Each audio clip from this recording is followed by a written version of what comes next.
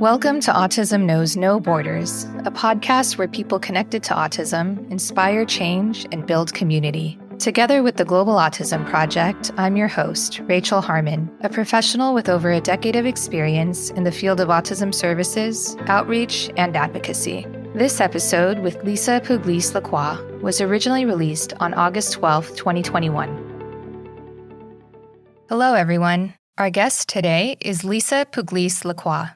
Lisa is a speech and language pathologist, a former collegiate tennis player, and the founder and CEO of Love Serving Autism, a nonprofit organization that provides specialized therapeutic tennis instruction for individuals with autism. Love Serving Autism's mission is to expand life skills, increase community inclusion, and promote independence of individuals on the spectrum. In this conversation, we discuss how Lisa fuses tennis and speech therapy, benefits of playing tennis for autistic individuals, strategies and accommodations to help her students succeed, what she's learned about the autistic population from teaching tennis, adapting services online due to the pandemic, and advice for parents interested in tennis for their autistic children. In this episode, discover what's possible when skills are transferred off the court. For more information about Lisa and her work, please visit our show notes at autismknowsnoborders.com. And now I present you Lisa Pugliese-LaCroix. Hi, Lisa. Welcome to Autism Knows No Borders. Thank you for being here today. Thank you, Rachel, for the invitation. I'm excited to be here.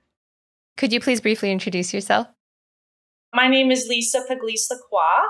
I live in Delray Beach, Florida, and I'm the founder of Love Serving Autism. Wonderful. So how did you begin working with the autistic population? 18 years ago, I started my first job as a speech and language therapist. And my very first job interview was in an autism unit at a public school here in South Florida. And that began my journey working with children with autism. 18 years later, I'm still in the field as a speech and language therapist. So really it was kind of brought to me, the principal said to me, I know this job interview is for a speech and language therapist. And back then with autism, it was a little bit different. There was less information about it. And I didn't really have any training in graduate school about autism. So he was a little hesitant on, showing me the classroom. And he said, I don't know if you're going to like this, if this is for you. But I walked in and just immediately fell in love with what I saw on the kids and how unique they were. So I walked back to the principal's office and I said, yes, I would love this job opportunity. And I think he was happy to hear this. So I stayed there for 10 years.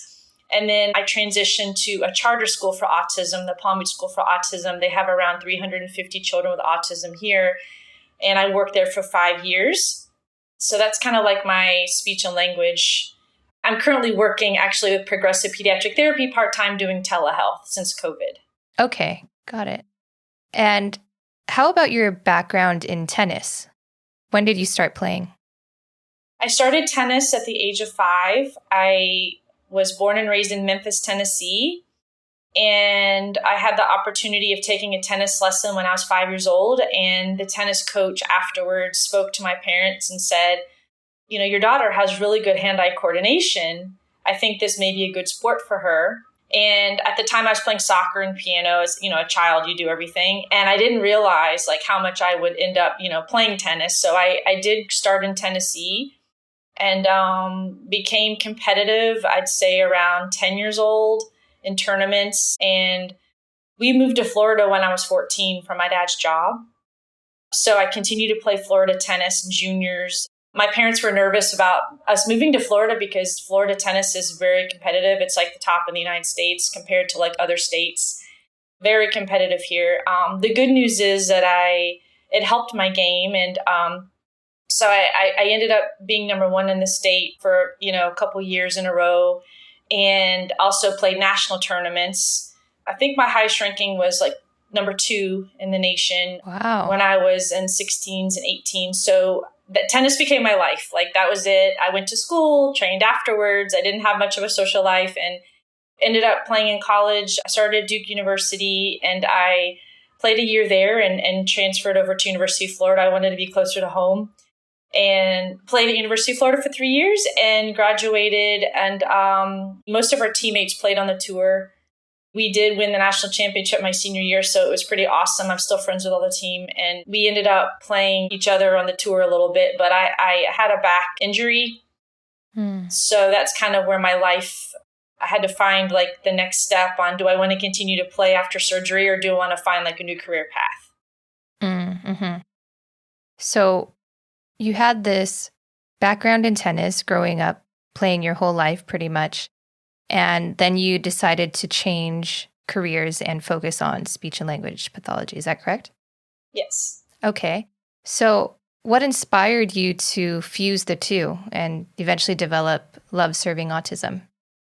Well, initially it felt so nice to help others. You know, when you're an athlete at that level, it's all about yourself and you focus on your training needs, and you usually have a team of people who help you, and you travel and you're really not focusing on other people. And when I became a speech and language therapist, I thought, how great is this? I could stop focusing so much on my needs and I can help others. And I really always like to help people in general and make a difference. So I really didn't touch a tennis racket for, I'd say, 8 to 10 years. I just here and there, but I really didn't. I focused on my new career. I love the identity of being someone different for a while. Even though I knew I had a gift with tennis, I really didn't think about how to connect them. And I had read an article in a tennis magazine about a national nonprofit that started in Boston, I believe in 2011. I reached out to them and I said, oh, you teach tennis for children with autism. We have nothing in Florida.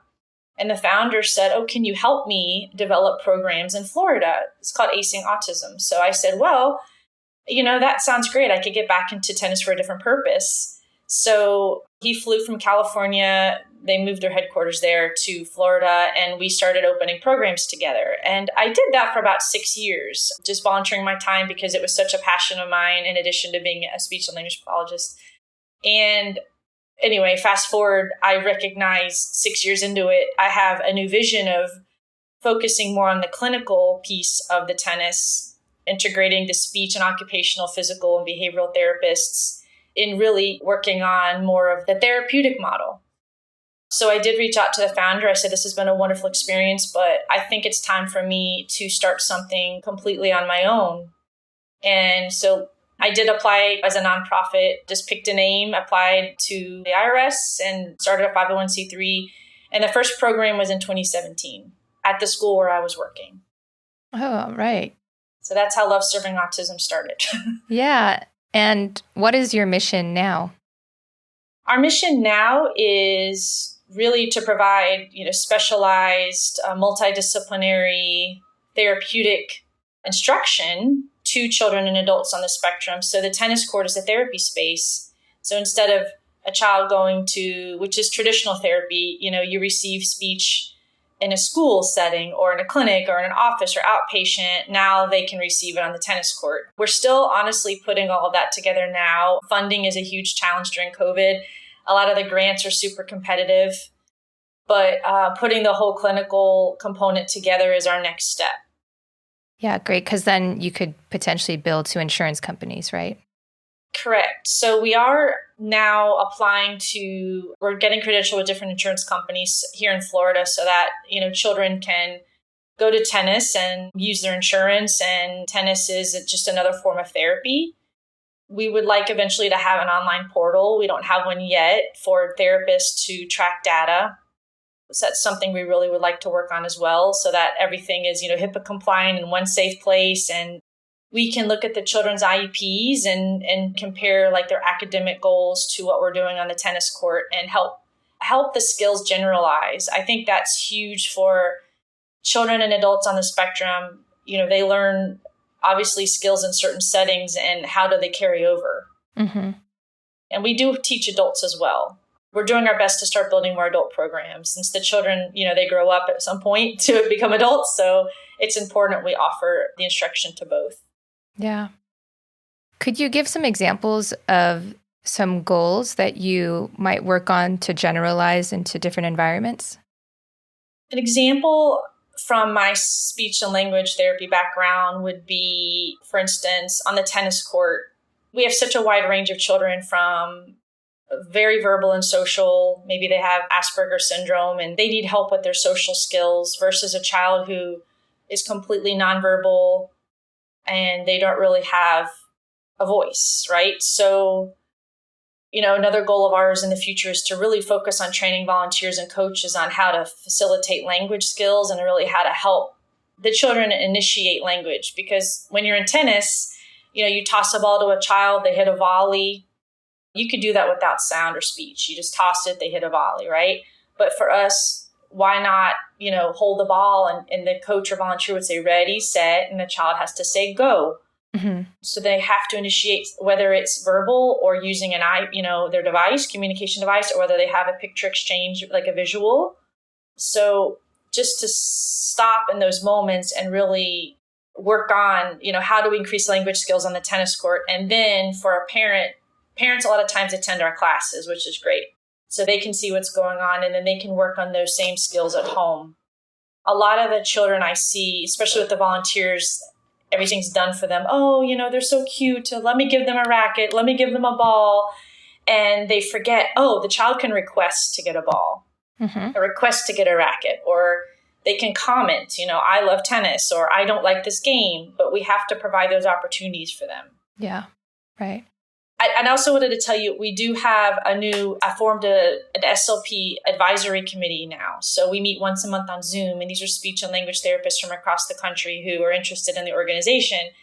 And they discussed with me a month ago about really creating some training videos for engaging, the coaches and the volunteers so that they learn more about how to increase language skills, like expressive language skills and all that on the tennis court. So that's something that we'll be working on, hopefully in the near future. Oh, that's great. So logistically, how would that work if a child has an AAC device with them, which, for people who don't know, it could be a tablet. And sometimes it's on a strap that they might carry on their shoulder or around their neck or something. How does that work if they're playing tennis? That is a wonderful question. And we're still piloting different devices to see. Sometimes the children will have iPod touches they wear around their necks that are portable, and they wear them to school. They can wear them to tennis. They're a lot smaller, but we did test the whole iPad concept and putting it on a stand. And it was a little challenging because by the time they wanted to request something or comment, they had to walk over and press the button and come back, and you kind of miss those opportunities. So right now, there's a company, PRC Saltillo, which they do in Boardmaker. They do create a lot of communication devices, and we're actually piloting different devices now with the kids. They donated a few apps to us. So it is not easy, obviously, to play tennis and hold a device at the same time. But they have, like you said, they have straps and they have they have ways to wear the devices, even if they wear, like nowadays, you have the Apple Watches so they do have communication devices that you can wear around your wrist. And they can be programmed. So there are a few options for us. We do have a banner at tennis that we started printing in January that we hang on the fences at tennis, and it has all the picture icons. It has a visual schedule. It has a communication sentence builder board so that the children can walk over and request, like, I want a water break. So we have vocabulary. It has an emotions board. So we did our best to actually hang the visuals so they could walk over and select as well. So it's more like a low-tech option versus the device. So it's something that we're still working on. Right. Okay. What are the benefits of playing tennis for individuals with autism? And I guess I'm curious, how do these benefits differ from playing basketball, for example? I honestly, with our organization, we're starting with tennis, but I think that we could expand to multiple sports because what they're learning in tennis can carry over. The skills they're learning, the hand-eye coordination, the fitness, the balance, the learning to control the power. Like a lot of the kids, when they get on the court, they don't know how to control the ball. So it helps with their motor planning skills, coordinating, their movements. Some of the kids hit the ball way too hard and it flies out of the court. And we have to teach them, okay, you have to hit it within these lines. They don't realize how strong they are. And some of the children need help with hitting the ball more powerfully. and really feeling like how the ball feels on their racket. So I think tennis is repetitive. Obviously, when I was young, I used to play on a backboard. My parents painted a garage with a line, and I loved it. I used to go there for hours every day and just play tennis in the garage. Myself, I loved it. So I think for them, it's repetitive and it's very visual and it's social. A lot of the kids come out, if we have 10 children, up to 10 children in a class per hour, they get to see their friends, they get to meet new people, and it increases, their ability to, improve their social skills too. So I think there are so many benefits, and even it benefits the parents too, because it's a support network for them. And they don't feel isolated. They're raising a child with autism and maybe they don't know anyone in the community, or they don't really know where they're accepted. They don't want to take their child somewhere where they might feel they're being judged. But when they come to tennis, their child can have a moment and they're still, it's okay. You're here with everyone else. And it's like more of an unconditional, like loving, family, a family unit. So I think there are multiple benefits. One more thing, it also provides a structured routine so that the children know, okay, every Saturday at 8 a.m., I'm going to tennis. And they'll go rain or shine. As you know, children with autism like their routine. So Yeah. Just curious, that motion of swinging the racket, can this movement be generalized to something else in everyday life? Like, with music therapy, holding a drumstick can be generalized to holding a pencil or holding a fork. And I'm just wondering about this motion with the racket. Well, there's many different, you have your volleys, which are up here doing this. You have your ground strokes, which are a little bit like, I don't know if you could see me, but, you swing from low to high. Sorry, Lisa, for the people who aren't going to watch the video, could you just describe the volley, like what you're doing with your hand? Sure. Let's drop this. So the volley is when you hit the ball in the air, the ball does not bounce. So you hold your racket up and it's like you're giving someone a high five. So we do practice high fives before a lot of times we put a racket in their hand, because they don't realize when you hit a volley, like if you watch the US Open or Wimbledon on tennis, the professionals are not doing a lot of crazy swinging, right? They're just taking their racket and using the force of the ball and hitting it straight like a high five. So it's interesting because the children a lot of times think it's baseball, or they want to get a ball racket and just swing it, so hard. And we have to teach them how to regulate their body. So I'd say, I don't know if it generalizes to a specific motion. I mean, definitely high five, we practice that, but also I think it helps them learn more about the strength of their body, and it builds like muscle control. Mm-hmm. So those are at the net. Volleys are at the net when you don't let the ball bounce. When you back up all the way, like on a tennis court to the baseline, on a big court, the ball bounces. Now you swing from low to high. You go all the way over your body, sort of like golf. Yeah. And those are forehands and backhands. And I think that it's another great tool for motor planning, because a lot of the children, we have to time it. We have to work on like telling them when the ball bounces and when they can hit it, because sometimes they swing before or after and they don't know how to time the ball to hit the ball. So a lot of times the coach will say bounce and the child has to say hit, bounce, hit, so they get the timing of it. So I think there's a lot of purposes, I think, for learning the strokes and the skills. I don't know, like vocational, like what you can learn maybe from doing that, but motion. I know when I sweep, when I sweep and clean the house, I use like my forehand. It's really funny. Like I clean my house, like literally like I'm playing tennis. It's really, I didn't know I did that until my husband was like, look at how you're sweeping. Like, I don't know.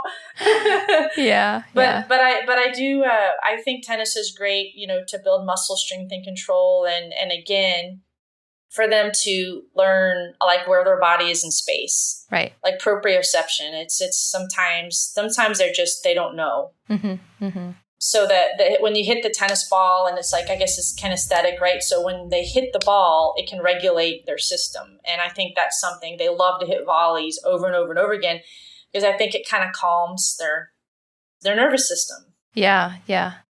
It makes sense. Yeah, it is interesting. But I, one of our goals, I mean, I know that autism, exists around the world. And, I know that eventually we're expanding out of Florida now, and eventually, we're going into a few different states. So I think that, the goal of our organization is to really focus on the therapies, and that whatever we teach on the tennis court, whether it's in Florida or New York or Pennsylvania, wherever, it generalizes into the community and the school and the home settings. And even holding a tennis racket, how do you hold a tennis racket? It's like, how do you hold a pencil? It all can translate, but as long as the parents understand the bigger purpose, I think that's, which they're getting, Yeah. but I think that's something we're continuing to develop. So Great.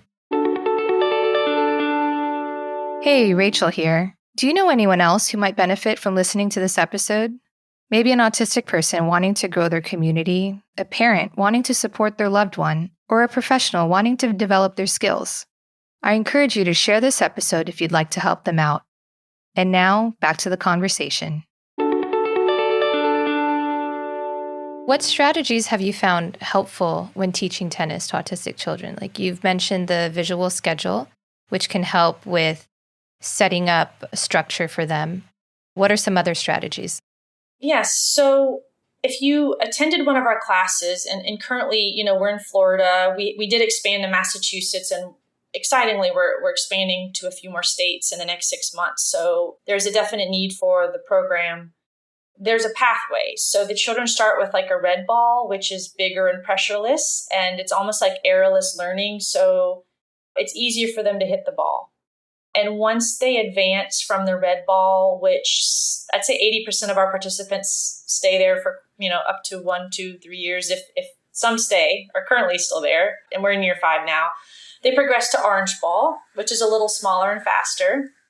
And then you go from orange to green and green to yellow. So there's a whole progression of tennis balls, and they get smaller and faster. So that's one modification. That's what the United States Tennis Association uses for children who are typical and now adaptive tennis too. So there's a pathway. And in addition to the tennis balls, we use a lot of targets and bright colors. Like we have poly spots, which are little dots that you stand on, like you see in gym class.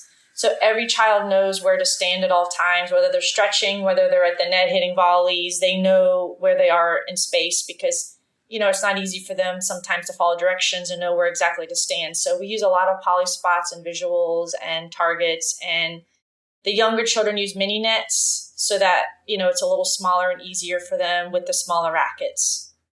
So the equipment's modified, and I'd say what we do on the court is a little more modified. We use a smaller court space, so it's easier for them to track the ball.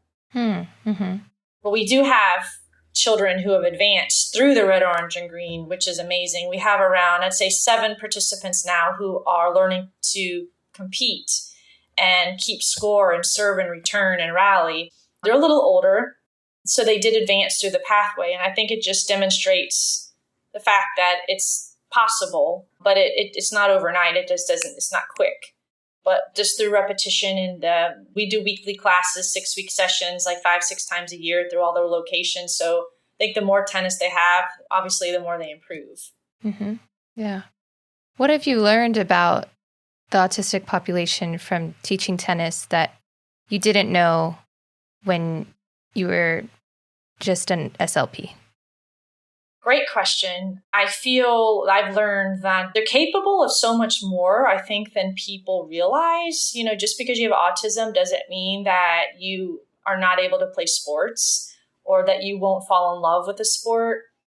For instance, we went to the US Open in New York in 2019. We were invited to bring 21 children. So they flew from Palm Beach, Florida to New York. And I thought, oh, wow, I'm taking a big risk because most of these children had never flown in an airplane. I have no idea, when they get there to the US Open, it's a massive, obviously, tennis facility. We're on one of the stadium courts. Like, how will they respond? And it was the most incredible experience because the parents took like videos of their child traveling on the planes and getting there in the hotel, and it was all new routines. And they were exposed to so many new environments, and they stepped on the tennis court, and it was only a 10-minute experience for them, but they did incredibly well. And parents are still like, when are we going again? Can we go again? Is COVID finished? Because we want to go again. So I think that it opened my eyes to the reality of, I guess, Temple Grandin always says, and when she speaks about exposing children to new activities, new things, to not limit them. some of the children have tennis birthday parties now, at their house. And they maybe never would have done that had they not had the opportunity. Mm-hmm. Right. So as an SLP, a lot of times we're trained in a traditional environment, and a lot of even the ones I work with now, I don't know if I could come out to tennis. I don't even know how to hit a tennis ball. And, I'll say, well, that's okay. You don't have to play tennis to come and work with the kids. You're helping them work on communication or holding a racket for the occupational therapist, whatever it is.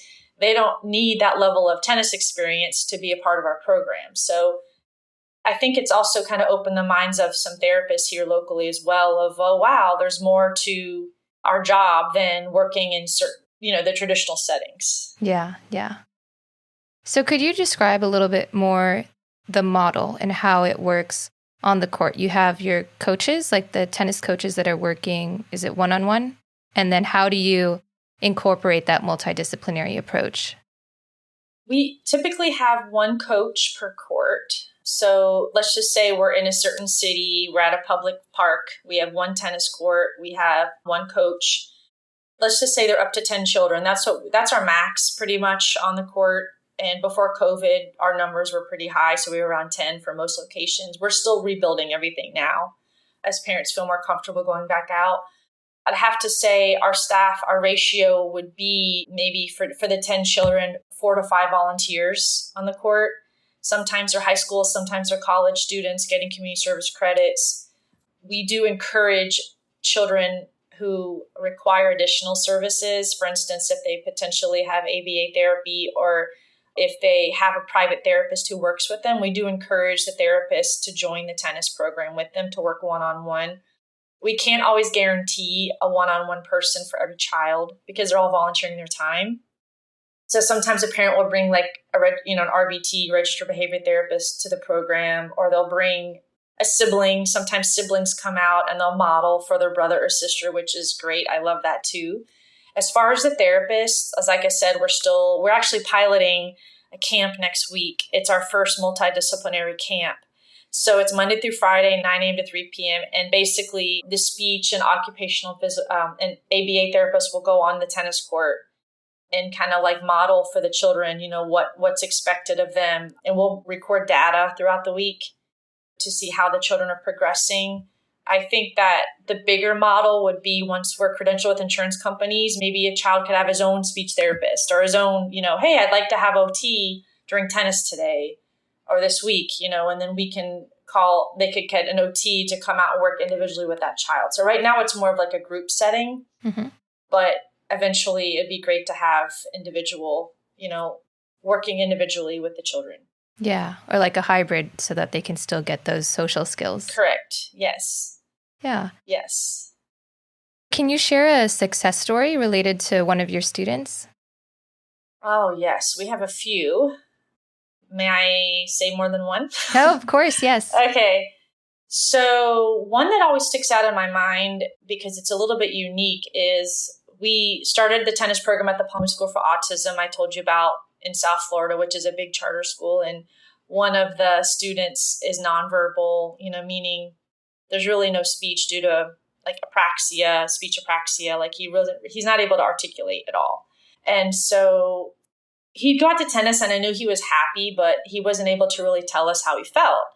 And you never know how much the children enjoy the program at times because they can't really, if they don't have the speech to tell you, this is so much fun. I really love this. Even some children don't even care to use their devices after school. They'll like tuck them in their backpack, So his mom reported that he would bring his tennis racket to his room every evening and put it right by his bed.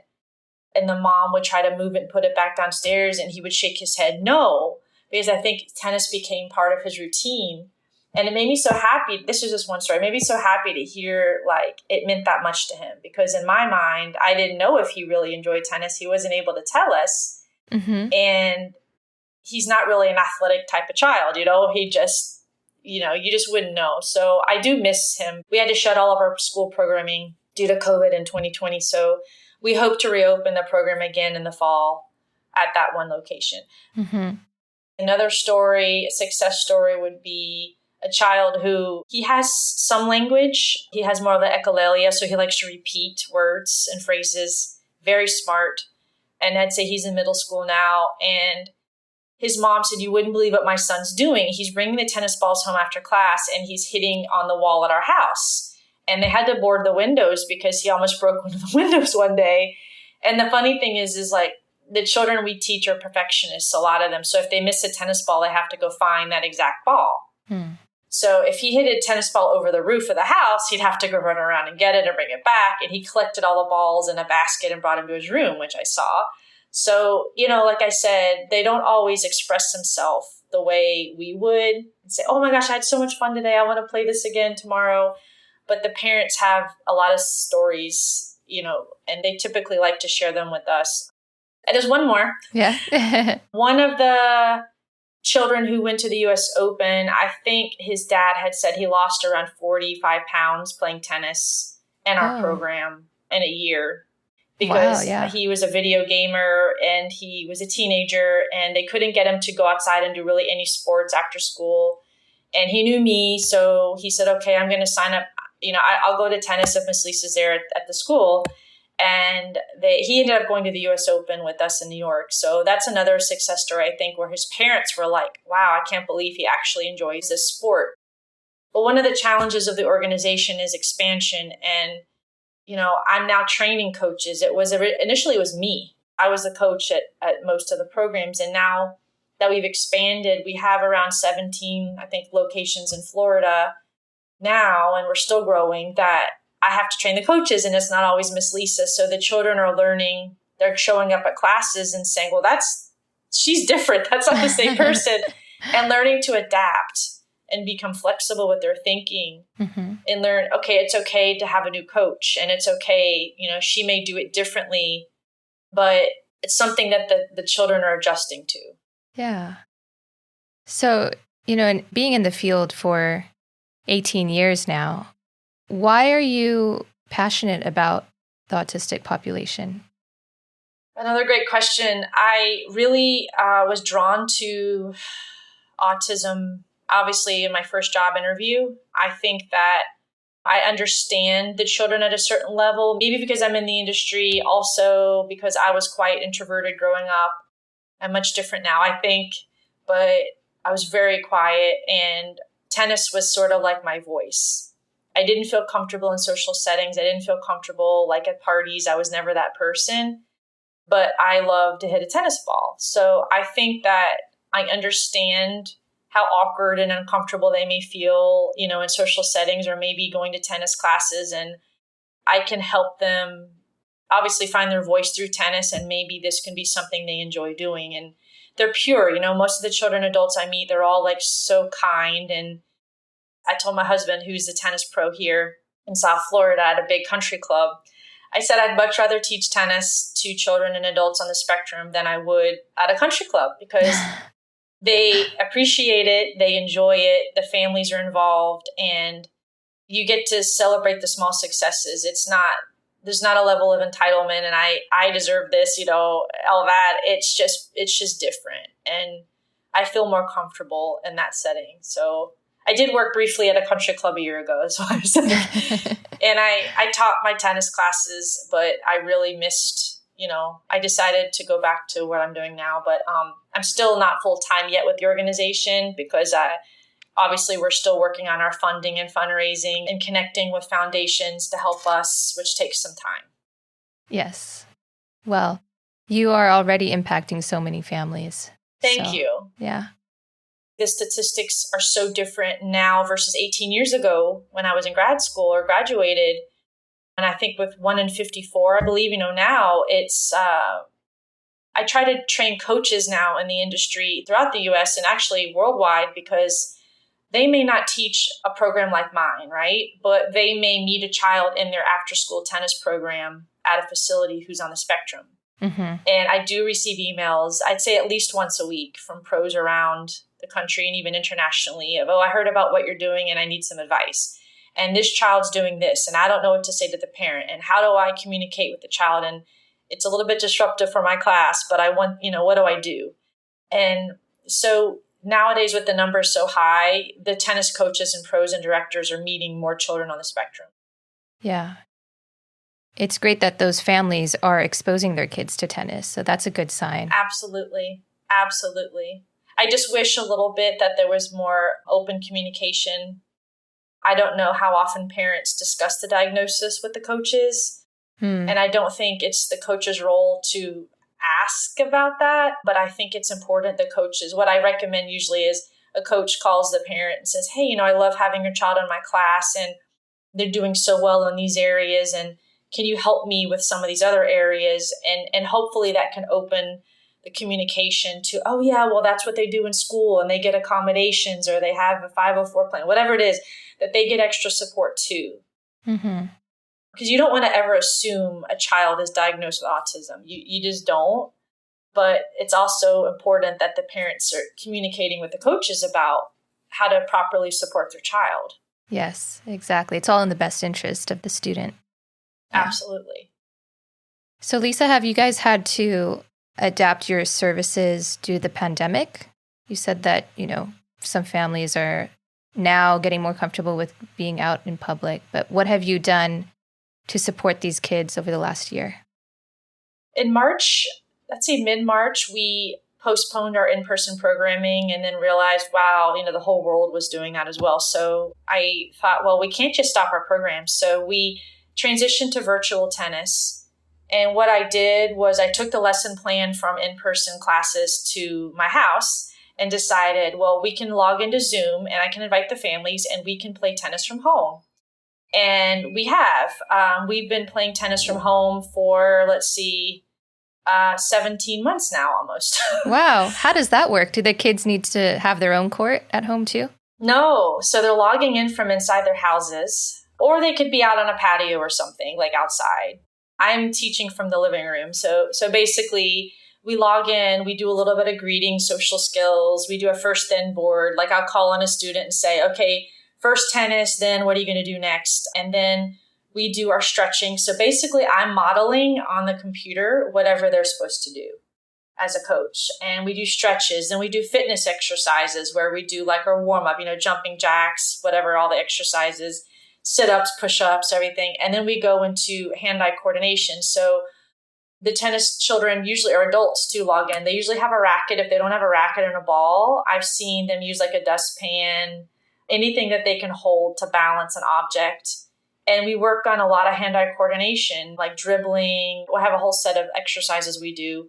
And then after hand-eye coordination, we go into actually playing tennis. So you don't have an opponent, but you have a wall in your house. So we sometimes take a ball and just practice hitting back and forth on a wall. Or if they have a parent at the house or a sibling, they can hit back and forth to each other. So it's teaching them how to regulate, control their power inside the house.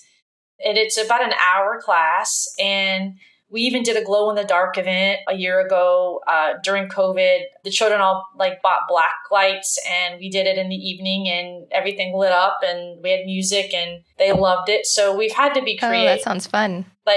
Creative. I'd say now, almost going into 17 months from the start of virtual tennis, our numbers are much lower logging in because I think, most of our in-person programs are back. But I think it was a wonderful platform for us so that we can continue our services. Yeah, exactly. And keep kids active at home when they might not otherwise be. Yes. And we did partner with an organization in Canada called Global Autism. And the founder reached out and said, we're shutting down in Canada. Can you help work with us, whatever? So they started logging in. So the founder himself and myself were the coaches for a few months. So we had a mix of Canadians and Floridians, and then we had some from New York log in. And so it was it's been such a mix. But it gave them another opportunity.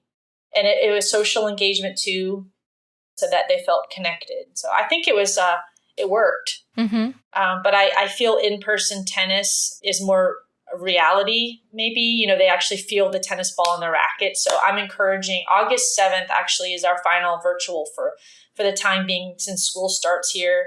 And we're going to try to get everyone back into in-person classes. And if we need to return to virtual, we know it's there. So we can. Yeah, that's great. All right, Lisa, I'd like to close with one last question.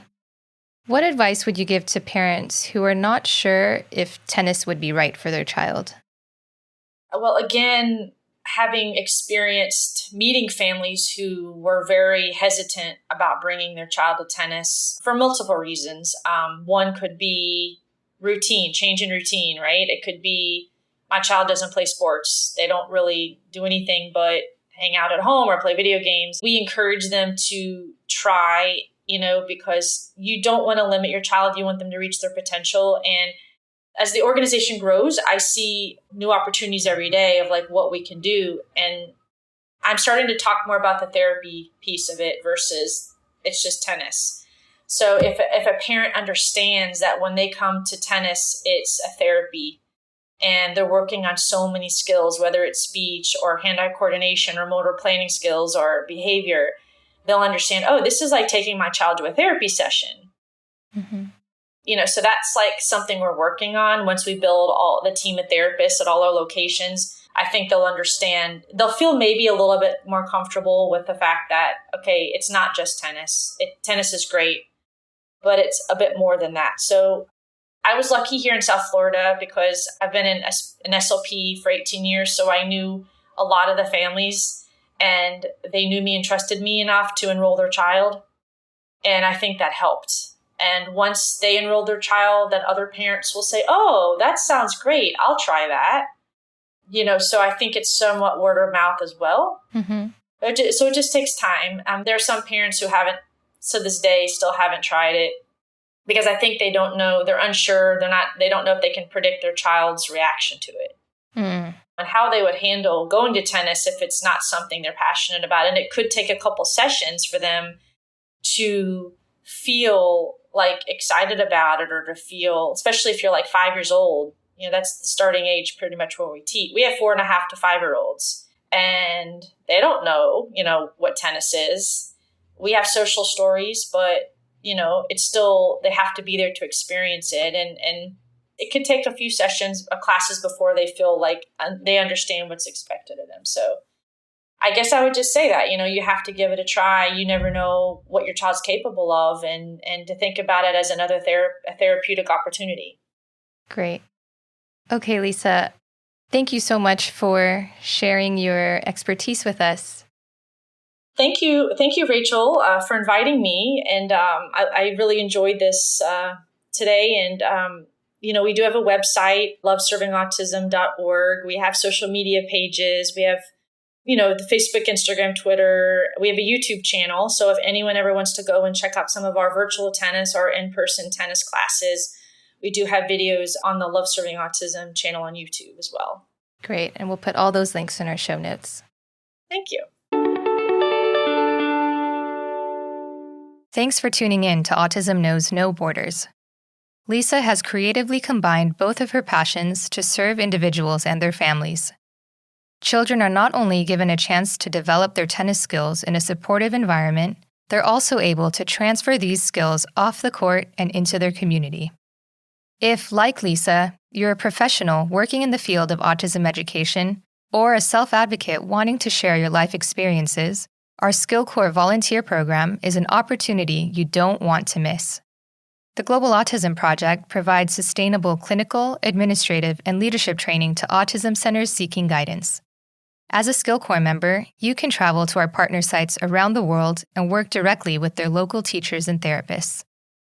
If you'd like to learn more about our SkillCorps program, check out episodes 4, 17, 53, and 66, featuring SkillCorps volunteers that have been to our partner sites in India, the Netherlands, Indonesia, Dominican Republic, and Kenya, to name a few. Listen to them talk about their transformative experiences and see what SkillCorps can offer you. Thanks for tuning in to Autism Knows No Borders. If you enjoyed this episode, please share it with one person who you think will find value in it too. By doing so, you'll be helping our mission to improve access to autism services around the world. Thanks for listening. Take care.